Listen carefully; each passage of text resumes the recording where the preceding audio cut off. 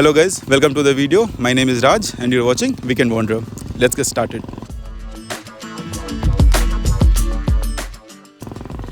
So आज हमारे साथ है Nitin sir and he recently purchased a NX 500. You can see red colour beautiful NX 500 and आज हम इनसे बात करेंगे इनकी ओनरशिप के बारे में. He has rode this bike around 4000 kilometre in city, in highways, off roading, on road और काफ़ी शॉर्ट राइड्स किए, लॉन्ग राइड्स भी कर चुके हैं. He went to Ganpatipule, he went to Ujjain, fully loaded with this bike with a pillion. So इनको ज़्यादा तजुर्बा होगा, एक्सपीरियंस है, आइडिया है और अंडरस्टैंडिंग है कि NX 500 कैसी परफॉर्म करती है, क्या है. तो उन्हीं से बात करते हैं. Welcome sir to the channel and I first thank you for giving me time. Hello Raj, my name is Nitin and I am an IT professional. So my hobbies are riding and driving. So very passionate on driving the car or riding the bike. So previously I used to have Interceptor 650. I was looking for a super bike first thing, and secondly I wanted to have a lighter bike because Interceptor was almost 240 kgs. So उतना stamina भी चाहिए गाड़ी पकड़ने के लिए और ये सब. So I was looking for many bikes like Versys 650 और Moto Morni. और भी ऑप्शंस थे. Even V-Strom 650 was one of my choice but that was discontinued. So अभी देखने लगा मैं कि क्या आता है. फिर ऑल ऑफ सडन CB 500 जब आई थी तब उस समय मैंने देखा नहीं था, उस समय प्लान नहीं था. बट NX 500 आई तो मैंने सोचा एक बार टेस्ट ड्राइव ले लेते हैं. तो मुझे कहीं टेस्ट ड्राइव मिल रहा नहीं था. फिर मैं पुणे शोरूम में गया, वहाँ मुझे टेस्ट ड्राइव करने को मिली. सो गाड़ी मुझे अच्छी लगी सब चीज़ों में, बट मुझे सिर्फ एक ही कमी खल रही थी इस गाड़ी में कि इसका पिकअप इंटरसेप्टर से मैच नहीं हो रहा था. और मैं पूरे रास्ते पुणे टू रावे वाइफ को ये बोलता जाता, अरे मेरे को ये गाड़ी नहीं लेनी है, इसको पिकअप नहीं है इतना. आफ्टर द टेस्ट ड्राइव, हाँ टेस्ट ड्राइव के बाद में मैं बोला बाकी सब सही है. फिर काफ़ी सोचा, अब सुपर बाइक के कैटेगरी में आ रही थी गाड़ी ये, और फिर मैंने काफ़ी सोचा कि क्या पॉजिटिव है ये गाड़ी में और क्या नेगेटिव. मेरे को नेगेटिव सिर्फ एक ही लग रहा था कि वो थ्रिल नहीं देती है. इसको पॉजिटिव में भी ले सकते हैं और नेगेटिव वे में भी ले सकते हैं. थ्रिल इन द सेंस मतलब इनिशियल पिकअप बहुत ज़्यादा था इंटरसेप्टर में, लेकिन अगर आप ये गाड़ी देखो तो ये बहुत लीनियर है. तो आप पॉजिटिव वे ले लो या नेगेटिव वे में ले लो. तो पिलियन लेके चलता हूँ मैं हमेशा. मैं सिंगल राइड बहुत रेयर करता हूँ. अगर 1 लाख किलोमीटर भी चलाई होगी तो उसमें पिलियन लेके ही चलाऊँ मैं. सिर्फ 1000 kilometre she was not there with me, but rest of the time I always drive और ride with her, with my better half. So फिर मैं सोचना शुरू किया कि भाई इसमें पॉजिटिव क्या है, किस चीज़ पे हम मतलब ये बाइक को ये कर सकते हैं, सेलेक्ट कर सकते हैं. अब V-Strom तो फर्स्ट चॉइस थी, लेकिन V-Strom डिसकंटिन्यू हो गई. और दूसरी वो गाड़ी भी काफ़ी हैवी थी. फिर उसके बाद में Versys 650 maintenance wise, ground clearance wise, और उसके बाद में कॉस्टिंग भी उसकी ज़्यादा थी, हैवी थी गाड़ी वो. फिर एक गाड़ी मुझे और पसंद थी Versys 1000cc, लेकिन वो काफ़ी ऊपर जा रही थी और उसका भी मेंटेनेंस, ग्राउंड क्लियरेंस, माइलेज, ये सब बहुत सारा चीज़ था. फिर मोटो मॉर्नी तो पता नहीं क्यों मुझे समझ में ही नहीं आया स्टार्टिंग में जब मैं गया था टेस्ट ड्राइव के लिए.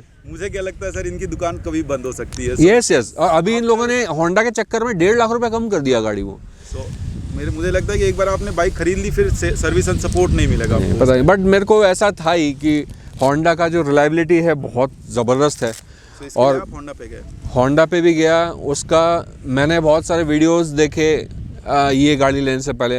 एक वीडियो मैंने प्रॉपरली स्टडी किया और मतलब देखा कि लोग क्या बोलते हैं गाड़ी के बारे में, और वो सब वाकई में मैंने जाकर के ट्राई किया. इसका वेट मैनेजमेंट, इसको एक हाथ से आप आराम से हिला सकते हो गाड़ी को. इंटरसेप्टर तो आप स्टैंड से इधर करने को ही हालत ख़राब हो जाती थी, वो इतनी हैवी थी. बट ये गाड़ी का वेट मैनेजमेंट और इतना बढ़िया है कि आप एक हाथ से गाड़ी इधर उधर कर सकते हो. 240 किलो से ज़्यादा होती है, बट ये गाड़ी फुल टैंक के बाद में 215 के आसपास होगी, 196 प्लस 17.5, 200, यस 205 के आसपास कुछ है इसका वेट शायद। 196 प्लस 17, ओके, पेट्रोल, हाँ विथ पेट्रोल। यस। तो इस मामले में तो बहुत ही अच्छा था। और ऑब्वियसली अगर मैं ट्राम के 660 पे भी जाता, वो भी गाड़ी मुझे मतलब पता नहीं क्यों ट्राम का मेरे को समझ में नहीं आया। वो भी काफ़ी हाइटेड गाड़ी थी, वो भी अच्छी थी। बट होंडा आने के बाद मेरे को लगा कि भाई सबसे बड़ी बात है इसका बिल्ड क्वालिटी, इंजन, और सबसे ज़्यादा इम्पॉर्टेंट इसका मेंटेनेंस कॉस्ट। और परफॉर्मेंस बताइए आप इसकी, सिटी राइड्स में कैसी परफॉर्मेंस है इसकी? जैसे आप बम्पर टू बम्पर ट्रैफिक में करते हैं तो आपको कितनी डिफ़िकल्टी, क्लच कैसा है, हिटिंग कैसा है, मैन्युअलिटी कैसी है, इजी कैसा है बाइक? सिटी राइड बोलो या हाईवे राइड बोलो, बहुत ही कंफर्टेबल गाड़ी है। और सबसे बड़ी बात इसका क्लच इतना लाइट है ना, वो बिल्कुल समझता नहीं है। अभी इंटरसेप्टर में बहुत ज़्यादा हैवी था तो मैंने वो एक प्रोस्पेक्ट का एक इजी क्लच लगाया था। बट ये तो रेडीमेड ही है, एकदम कुछ करना ही नहीं है, एकदम सिंपल सा क्लच है, कहीं कुछ प्रॉब्लम नहीं। इवन इंटरसेप्टर जब बैठता था मैं तो उसको थाई पे उसको हीटिंग आती थी, बट वो मैनेज हो जाता था। बट ये गाड़ी में भले हीट होती है लेकिन हीटिंग है लेकिन वो आपको नहीं समझेगा। उसके जो जिस हिसाब से गाड़ी बनाई है, उसके एयर वेंट्स जो बनाए हुए हैं ना, उसके हिसाब से हीटिंग समझता ही नहीं है। आपको कभी भी आपके थाइज या कोई भी आपके बॉडी के पार्ट पे आपको लगेगा ही नहीं कि हीट आ रहा है। बट हाँ, आगे गाड़ी के पास आकर के हाथ सेकोगे तो समझ में आएगा कि गर्म हो रही है। और बाकी हाईवे राइड पे सीट मुझे थोड़ी सी और अच्छी चाहिए थी। मुझे गणपति फूले राइड पे ही समझ में आ गया था कि बहुत ज़्यादा कंफर्टेबल नहीं रहेगा मेरे को, क्योंकि मेरे को थोड़ा कुशनिंग ज़्यादा चाहिए होता है और पिलियन के लिए भी थोड़ा सा कम था। तो पूना में नानापेट में एक मानकर सीट्स है, वहाँ पे तौफीक नाम का बंदा है, वेरी टैलेंटेड गाई।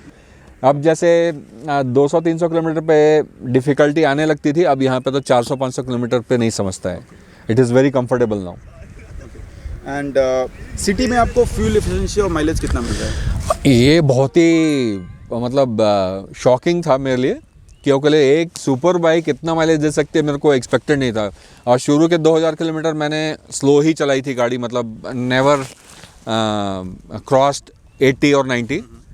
तो मेरे को 31 का माइलेज मिला गाड़ी में। तो 31 का माइलेज तो भाई इस तरह की गाड़ी में बहुत ही बढ़िया है। फिर उसके बाद जब मैं उज्जैन राइड पे गया तो मुझे तेज़ चलानी पड़ी थी गाड़ी, 120 प्लस भी 1-2 बार टच कर दिया था। सो ओवरऑल माइलेज 26.5 से 27.5 तक आता ही है गाड़ी में, उससे कम तो अभी तक नहीं आया है। आपने डिफरेंट टेरेंस में चलाया है, रोड पे आपने चलाया है, ठीक है, आपने ऑफ रोड भी किया, आपने अभी रिसेंटली होंडा की जो एडवेंचर राइड हुआ था उसमें भी पार्ट किया। तो ऑफ रोड कैपेबिलिटीज़ कैसी इस बाइक की? भाई ये गाड़ी तो मतलब बहुत ही डिफरेंट है।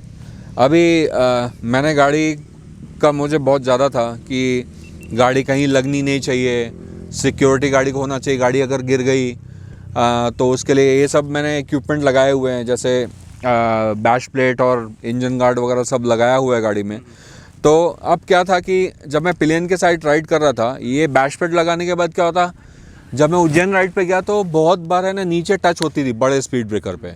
तो मैं सोचा था भाई ये तो लगा के गलती कर दी ना क्या। बट फिर मैं होंडा एडवेंचर राइड पे गया। अब उज्जैन राइड में पूरी लोडेड गाड़ी थी, एक 46 लीटर का टॉप बॉक्स, 36 लीटर्स के 2 साइड बॉक्स थे, टैंक बैग थी। तो और इसका जो सस्पेंशन था वो एकदम ज़ीरो, मतलब फर्स्ट लेवल पे था। तो बहुत स्पंजी, मतलब बहुत स्पंज करती है, बहुत अच्छी लगती है ये गाड़ी चलने को। बट जब मैं वहाँ पे गया होंडा के एडवेंचर राइड पे, तो वहाँ पे जो टेरेन पे चला के आया हूँ, एक तो मैं सिंगल राइडर था तो एक बार भी कहीं गाड़ी टच नहीं हुई। अगर सिर्फ मैं राइड कर रहा हूँ तो गाड़ी कहीं भी टच नहीं हुई। और जो 3 किलोमीटर का जो इन लोगों ने टेरेन करवाया था हम लोग से, लिटरली खेतों में चलवा दिया। और बड़े बड़े खेत में जो बाउंड्रीज रहती है बड़ी बड़ी, मतलब 3-3 फुट की, वहाँ से चलवाई है गाड़ी है। और कहीं कुछ प्रॉब्लम, मैं तो सोच ही रहा था कि मैं अटकूंगा 100%। बट बहुत ज़बरदस्त ट्रेनिंग दिया उन लोगों ने, और वो ट्रेनिंग की वजह से मैं बहुत ईजिली निकाल पाया गाड़ी, और कहीं टच भी नहीं हुई। इसका ग्राउंड क्लियरेंस आपको क्या लगता है कि ठीक है कि थोड़ा सा सफिशिएंट है कि और इम्प्रूव हो सकता था? थोड़ा और ऊपर रहता तो मेरे को लगता है, बट कैसा है कि मैं ज़्यादातर मतलब ऑफ रोड करता नहीं हूँ। हाँ। मैं कभी भी मतलब अननेसेसरी गाड़ी को मतलब ऑफ रोड लेके जाता नहीं हूँ अननेसेसरी। मतलब जैसे स्पीति वगैरह चला दिया तो स्पीति में तो मजबूरी था, अपने पास चांस ही नहीं करना ही है। है। तो मैं कभी ज़बरदस्ती गाड़ी को ऑफ रोडिंग पे लेके जाता नहीं हूँ। मेरे को गाड़ी का अननेसेसरी उसको डिस्टर्ब नहीं कर। ओके, तो होंडा अपनी रिलायबिलिटी के बारे में जाना जाता है। आपको बिल्ड क्वालिटी कैसी लगती है compare to any other bike of same segment, same CC, same price? अगर आप देखें जैसे कि अगर आप TRK 502 से कंपेयर करें, और मैं हिमालयन से कंपेयर नहीं करना चाहूँगा क्योंकि ये और वो ज़मीन आसमान का फर्क है। कंपेरिजन का सवाल ही नहीं उठता। TRK बहुत इसके पास में है, मोटो मोरनी बहुत पास में है। तो बिल्ड क्वालिटी कैसी लगी आपको, ओवरऑल बिल्ड क्वालिटी बाइक की? मोटो मोरनी का भी क्वालिटी अच्छा था। बेनेली से मेरे को बहुत एलर्जी है क्योंकि मैंने एक 251 गाड़ी खरीदी थी और मेरे को इंजन का ही प्रॉब्लम आया था और मैंने 9 महीने में वो गाड़ी बेच दी थी बहुत बड़े लॉस में। TRK 251 okay, Benelli. तो मैंने कान पकड़ लिया कि बेनेली कभी नहीं जाना है मुझे। और मैंने देखा था TRK 502, मुझे पसंद भी आई, लेकिन मैं सिर्फ उस थिंकिंग से कि भाई ये गड़बड़ वाला सीन है, बेनेली तो जाना ही नहीं है। और सबसे बड़ा प्रॉब्लम था उसका कि नेटवर्क का भी, मतलब जो सर्विस सेंटर और ये वो उसमें भी बहुत सारे प्रॉब्लम थे। तो मैंने एक्चुअली देखी भी गाड़ी, मेरे एक फ्रेंड है सिद्धार्थ करके, उनके पास है गाड़ी है 502X करके है जो, वो गाड़ी भी मैंने देखी थी। एक बार मैंने उनके साथ राइड भी किया था और उनकी गाड़ी पे GoPro लगा करके मैंने खुद का भी रिकॉर्डिंग कर डाला था। तो गाड़ी अच्छी थी बट इससे ज़्यादा बल्की लगती है और समहाउ बहुत ज़्यादा प्लास्टिक लगती थी मेरे को। मतलब मेरा ऐसा कोई स्पेसिफिक कमेंट नहीं है कि ये गाड़ी अच्छी है वो गाड़ी अच्छी है। इसकी बिल्ड क्वालिटी कैसी है? इस गाड़ी के लिए तो मैं यही बोलूँगा कि क्वालिटी तो बहुत ही बढ़िया है। मतलब आप देख ही सकते हो कि गाड़ी अभी 4000 किलोमीटर चल चुकी है और फिर भी एकदम इंटैक्ट लगती है, अच्छी लगती है। और ऑफ कोर्स आपके ऊपर डिपेंड करता है कि आप कैसे रखते हो गाड़ी, बट गाड़ी का क्वालिटी तो बहुत ही बढ़िया है, उसमें कोई डाउट ही नहीं है। ओके, अब बात करते हैं सर सीटिंग कंफर्ट की। आपने सीट को मॉडिफाई कराया अपने राइडिंग के अकॉर्डिंग, बट जो इसकी स्टॉक OEM सीट्स हैं वो कैसी है? ओके बोल सकते हैं। मतलब हर किसी को चेंज करवाने की ज़रूरत नहीं है, मैंने ही सिर्फ चेंज करवाया था क्योंकि मुझे लग रहा था कि भाई थोड़ा और कंफर्ट होना चाहिए। मेरी राइड लंबी होती है, मैं सिर्फ सिटी पे नहीं चलाता, मैं अभी लेह की तैयारी कर रहा था तो मुझे चाहिए था कि गाड़ी फुल्ली रेडी होनी चाहिए और लोडेड होनी चाहिए, जो मुझे चाहिए जैसा चाहिए था। तो फिर मैंने, आपको क्या लगता है स्टॉक सीट पे आप एक बार में कितना चल सकते हैं? 200 किलोमीटर तो आराम से जाएगी, बट पिलियन के लिए थोड़ा डिफिकल्ट है। पिलियन के लिए उतना कंफर्टेबल नहीं है, सीट्स नहीं है। आपको अगर लंबा जाना है तो मॉडिफाई कराना पड़ेगा, कराना चाहिए। Okay. या फिर वो जो जेल सीट्स आती हैं वो आप कर सकते हो। Now will talk about controls and dashboard. So आपको जो डैशबोर्ड का व्यू आता है जब आप बैठते हैं, कॉकपिट का जो हम व्यू बोलेंगे, so how you feel that ये जितनी सफिशिएंट इन्फॉर्मेशन है इसमें वो सब दिखता है आपको, या फिर कुछ इसमें और प्लस माइनस हो सकता था, या कुछ मिसिंग है, कुछ ऐड कर सकते थे होंडा, या फिर कुछ और हटा सकते थे? मुझे तो, मैं तो जो RE से आया हूँ तो मुझे तो ऐसा लगता है कि जो मिला वो प्लस ही है। उसमें कुछ भी मतलब कम ज़्यादा कुछ नहीं लगता। मैं एक बोलूँगा कि जो हम लोग मैप वगैरह लगाते हैं तो बहुत छोटे सेक्शन में आता है वो, तो मतलब वो उतना यूज़फुल नहीं लगता है। टर्न बाय टर्न नेविगेशन इसमें दिया है। आप मोबाइल से कनेक्ट कर सकते हो। तो इसमें आप इसमें अगर हम जैसे कि अभी हिमालयन ने किया है कि फुल मैप दे दिया है, अगर ऐसा कुछ फीचर होता तो शायद और थोड़ा सा एक एडवांस लेवल पे इसको देख सकते थे हम bike.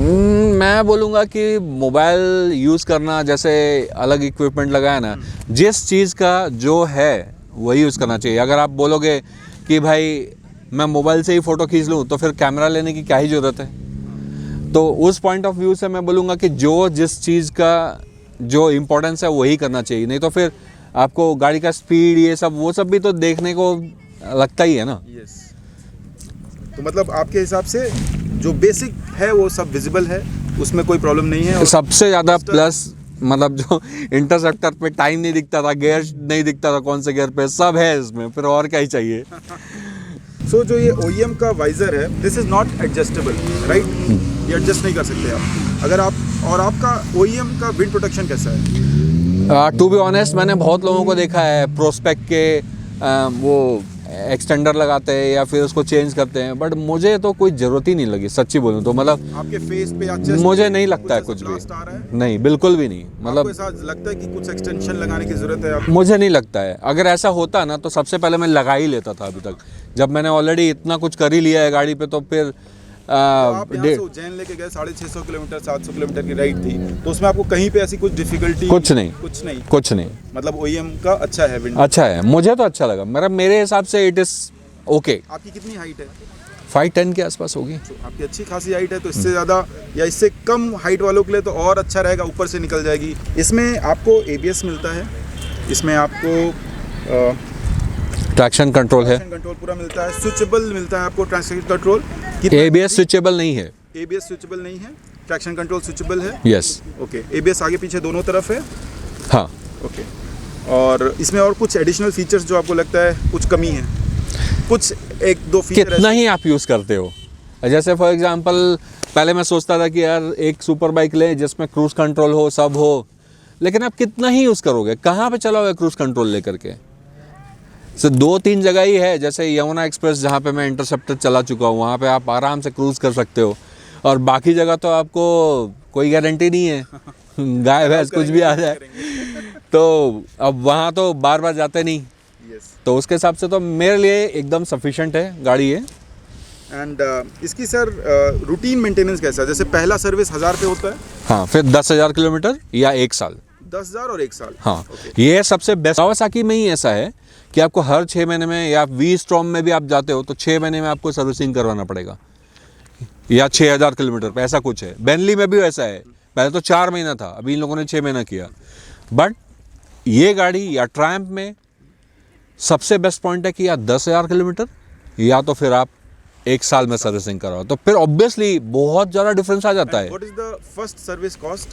3,463 rupees. And this was a first paid और फ्री सर्विस? शायद लेबर नहीं था उस पर। लेबर नहीं था, लेबर मतलब 1200-1500 और लगेगा इसके ऊपर। मुझे लगता है कि 3 सर्विसिंग में लेबर फ्री दिया है, मुझे याद नहीं है ठीक से, बट 3,400 सुपर बाइक के लिए कुछ भी नहीं है। And how you feel the maintenance of this bike? कितना आपको लगता है कि पीरियडिक मेंटेनेंस कॉस्ट करेगा ओवर द लॉन्ग? पता नहीं है कि इसको मेंटेन करना डिफिकल्ट होगा as compare to other super bikes. आप बेनेली ले लो, आप, मैं 251 जो थी उसके लिए मैं कुछ 9,000 दिया था 1 साल का मेंटेनेंस का। आप सोचो, बेनेली के लिए, वो भी 250cc, तो ये तो 500cc और फर्स्ट सर्विसिंग पे 3,400 लगे, तो नेग्लिजिबल है मतलब। फॉर 500 सबसे बड़ी बात है ना कि आप गाड़ी जैसा रखते हो ना, गाड़ी आपको वैसा ही करती भी है, और गाड़ी का ध्यान आप रखोगे, गाड़ी आपका ध्यान रखेगी। इनिशियल परचेस कॉस्ट क्या थी आपकी? कितने में पड़ी आपको ऑन रोड ये? मेरे को ये 760 में पड़ी थी, लेकिन इसके साथ मैंने 16,000 का मेन स्टैंड और ये 2,000 का चार्जर लिया था। हम हाईवे पे माइलेज की बात करें, अभी हमने सिटी माइलेज की बात की, आपको 27-28 मिल रहा है। अगर आप मान लीजिए लॉन्ग क्रूज कर रहे हैं, ठीक है, एकदम फ्री वे है आपके पास, और आप अच्छे से 100, 110, 80 पे क्रूज कर रहे हैं अपनी एक अच्छी क्रूजिंग स्पीड पकड़ के, तो क्या मैक्सिमम माइलेज आप इससे अचीव कर सकते हैं? देखिए, अगर आप 80 तक चलाओगे तो 100% 30+ दे देगा आपको, उसमें कोई डाउट ही नहीं है। क्योंकि मैंने देख लिया है कि मैंने स्टार्टिंग में 4,000 से 5,000 के ऊपर जाने ही नहीं दिया था 2,000 किलोमीटर, तो मेरे को 31+ दिया था माइलेज। बट जब मैंने उसको 6,000 टच किया RPM, तब उसका माइलेज रिड्यूस हुआ and went up to 26.5 lowest अभी तक का। और मैं अब क्या टैंक टू टैंक मैप करता हूँ, मतलब चेक करता हूँ कि मतलब क्या आ रहा है, तो उसके हिसाब से तो बहुत अच्छा है mileage. Now, what are the 3 main advantages? What are the 3 main disadvantages of this bike? Advantage ये बोलूँगा, वेट मैनेजमेंट बहुत तगड़ा है इसका। मतलब अभी ये हेलमेट अगर हटा दूँ तो मैं आपको बता सकता था कि कितना आसानी से आप गाड़ी को एक हाथ से आगे पीछे कर सकते हो। वेट मैनेजमेंट इसका, आप चारों तरफ घूम सकते हो आराम से गाड़ी को ये करके। इस पर चढ़ना उतरना तो मेरे लिए बहुत ईजी है। इसका जो फीलिंग है ना, और सबसे बड़ी बात है स्टैंडिंग स्टैंडिंग राइडिंग बहुत अमेजिंग क्वालिटी है इसका, मतलब बहुत ही बढ़िया लगता है, आप खड़े होकर चलाओ। और दूसरी बात यह है कि जो मैंने बोला था इंटरसेप्टर का जो पिकअप है वो मैच नहीं करती, तो पॉजिटिव में मैं लूँ तो क्या होता है कि अगर आप एक्सीलरेटर दे दो ना तो वो ऐसे झटके से उठ नहीं जाएगी, लीनियर चलेगी एकदम आराम से, तो ये प्लस पॉइंट है। इट्स ओन टाइम आराम से ग्रेजुअली वो इंक्रीज करेगा, एकदम पिकअप बहुत ज़्यादा फास्ट नहीं है, लेकिन वो अगर होता तो थोड़ा शायद मज़ा आता, और मज़ा देता, थ्रिल। और तीसरी बात, ब्रेकिंग इसका बहुत ही खतरनाक है, मतलब आप फ्रंट ब्रेक तो इसका बहुत तगड़ा है। मतलब मैंने वो ब्रेकिंग सिस्टम सिर्फ BMW 310 में देखा था कि मतलब जगह पे गाड़ी रुका दो, वैसी ही है ये ब्रेकिंग के लिए। What are the 3 disadvantages of this bike? Advantage में ये बोलूँगा मैं कि प्रॉब्लमेटिक मेरे को लगता है इसका जो हॉर्न और सिग्नल का ना, ये इंडिकेटर का मेरे को बहुत इरिटेटिंग लगता है। मतलब जब आप एक्टिवा चला करके और कोई गाड़ी चला के ऑल ऑफ सडन ये गाड़ी उठाओ तो आपको मतलब समझ में नहीं आता किधर, मतलब हॉर्न का बहुत बार ना हॉर्न दबाते दबाते आप सेटिंग चला देते हो इसका। तो एक ड्रॉबैक तो ये है सबसे बड़ा। दूसरा ड्रॉबैक ये बोलूँगा मैं कि ये थोड़ा सा ओपन है फ्रंट से, तो बहुत जल्दी गंदी हो जाती है। मतलब अगर कीचड़ पे घुसाया तो गाड़ी का पूरा चेंज हो जाता है सब कुछ। तो मैं तो इमीडिएटली उसको रखता नहीं हूँ ऐसे, मैं सीधा जा करके धुलवा ही देता हूँ गाड़ी। और तीसरा ड्रॉबैक ये बोलूँगा मैं वो होंडा की तरफ से है। होंडा वालों ने जब आप एडवेंचर बाइक निकाल ही रहे थे तो आपने सिर्फ फ्रंट का पाइप और RR यूनिट ही क्यों निकाला, गाड़ी के सेफ्टी के लिए आपने क्यों नहीं कंसिडर किया?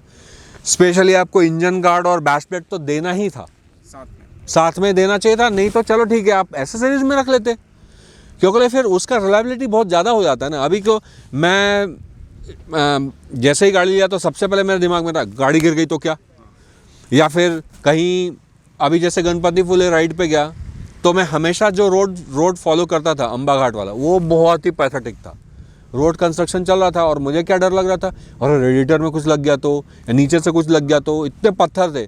बट लकीली कुछ नहीं हुआ, थैंक गॉड। तो होंडा को मतलब एसेसरीज जल्दी लानी चाहिए मार्केट में, बिल्कुल लानी चाहिए, नहीं है। बट अभी कैसा है कि अभी बहुत सारे लोग इन्वेस्ट कर रहे हैं। जैसे अभी कार्बन रेसिंग वाला जो बंदा है, मतलब जो रवि करके जो शायद ओनर है, उनसे मेरी 1-to-1 बहुत बार बात हुई। मैंने बहुत बार उनसे बात की, उनको फ़ोटोज़ वगैरह दिए, क्योंकि मैंने उनसे नीचे का गार्ड और बैश प्लेट मांगा था, क्योंकि मैंने होंडा का ओरिजिनल पाइप लगाया हुआ है फ्रंट गार्ड।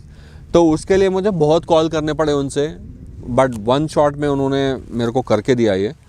मैं शायद 8 या 10 कस्टमर के बीच में हूँ उनसे लेने वाला। बहुत जल्दी लगवाया मैंने, क्योंकि मेरे को गाड़ी जितना जल्दी हो सके उतना जल्दी कंप्लीटेड चाहिए थी फॉर द बिगर राइड्स। या फिर इवन मैं GV के पीछे पड़ा था, क्योंकि मुझे इंटरसेप्टर पे मैंने GV का पूरा सेटअप किया था और वो मुझे बहुत पसंद है। इवन यहाँ पे टेस्ट ड्राइव के टाइम पे मैंने गाड़ी गिराई थी GV के प्लास्टिक बॉक्स के साथ में, लेकिन कुछ भी नहीं हुआ उसको। तो मेरे दिमाग में बैठ गया कि भाई GV से अच्छा कुछ हो ही नहीं सकता। और मैंने ये एक्सपीरियंस भी किया है कि GV की क्वालिटी बहुत एक्स्ट्रा ऑर्डिनरी है। अगर GV इसके गार्ड निकालता है तो शायद मैं वापस ले भी लूँ GV के guards. So, sir, my last question to you is, what is this a bike value for money, or is it costly for what it gives? ऐसा सब बोलते हैं कि भाई अगर ये मार्केट में कैसा है ना, 7.5 लाख की ऑन रोड जाती है पूना में, yes. ठीक है। आप कर्नाटका में जाओगे थोड़ी सी और महंगी जाती है, जहाँ पे रोड टैक्स ज्यादा है वहाँ पे थोड़ा और महंगी जाती है, 20% है यहाँ पे। हाँ, लेकिन 7-7.5 से नीचे कहीं नहीं मिलेगी। तो 7.5 लाख 500 सीसी के लिए is it worth value for money? देखिए, मैं तो सिर्फ यही बोलूँगा कि मुझे जो चाहिए था और मेरे बजट में जो था मैंने उठा के ले लिया। अगर मेरा और बजट रहता तो मैं शायद ट्रांसलिम पे जाता 750। और सबसे बड़ी बात है कि होंडा की पुणे में कुछ भी है नहीं, इनके पास 500 सीसी है। बट 7.5 लाख में ये गाड़ी मुझे तो ठीक लग रही है। बट अगर 50-60 हज़ार और कम हो जाता तो फिर अपने लिए बोनस था। 6.5-6.70 ऐसा कुछ होता तो भी तो बोनस हो जाता फिर अपने लिए। देखने में भी अच्छा लगता है और नए बायर्स के लिए भी थोड़ा सा अच्छा होता है, वो एक बार उनको आकर्षक होता है उनके लिए। फॉर दिस बाइक किन के लिए है ये bike? What's the final verdict? अभी जैसे हम लोग मिडिल क्लास के लोग हैं और बहुत ज़्यादा हैवी और कॉस्टली बाइक, देखिए हमारा क्या रहता है कि हम ऐसी बाइक देखते हैं कि भाई हमको सुपर बाइक भी चाहिए, हमको लो मेंटेनेंस भी चाहिए, उसका जो मेंटेनेंस का जो ड्यूरेशन है वो भी मेरे को ज़्यादा चाहिए, ये सारी बहुत सारी चीज़, और पार्ट सस्ते चाहिए। तो ये जो चीज़ें हैं ना वो सब कंक्लूड करके मुझे लगता है कि जो ये सोचता है कि सुपर बाइक का मज़ा भी लेना है लेकिन एक लिमिट पे करना है, तो आप ये बाइक सोच सकते हो, उसमें कोई डाउट ही नहीं है। और ऑब्वियसली जो चीज़ें आपको मतलब जितना पैसा आपको लगाना है गाड़ी पे, चाहे तो आप एक्टिवा पे ही 2-3 लाख रुपए खर्चा कर सकते हो, उसमें तो कोई बड़ी बात नहीं है। आपके ऊपर डिपेंड करता है कि आपको क्या चाहिए और कैसे चाहिए। Okay, so someone coming from 350cc would love this bike. Of course, yes. Someone coming from the same cc 500cc having more power than that, so उनके लिए थोड़ा सा अंडर पावर उनको लगेगा। अंडर पावर लगे, जैसे मैंने खुद ही बोला आपको कि अगर आप मतलब जब मैं इनिशियल टेस्ट ड्राइव लिया था तो मुझे ऐसा लग रहा था कि भाई ये गाड़ी नहीं लेनी है क्योंकि इसको थ्रिल नहीं है। बस एक ही पॉइंट था वो थ्रिल पे, मैं थ्रिल जो इंटरसेप्टर का जो थ्रिल था ना, वो मतलब वो गाड़ी मुझे बहुत ज़्यादा पसंद है। 5 साल चलाई मैंने उसको 32,000 किलोमीटर, बट वो गाड़ी जैसा पिकअप तो मैंने मतलब और कहीं देखा नहीं। बट उसमें अगर मैं आगे जाऊँ तो फिर वर्सेस 1000cc, वो गाड़ी मैंने पहली बार जब हाथ लगाई ना, उसके बाद मैंने सोचा कि 650 लूँगा ही नहीं। तो वर्सेस 1000cc कुछ रीज़न की वजह से मैंने नहीं लिया, बट शायद मैं उस गाड़ी पे जाता। बट मेरा ड्रीम पूरा करना था मुझे। So you are loving this bike? Yes, of course, yes. It's a beautiful bike, sir. Thank you so much for your time. Thank Nice you, talking Raj. to you.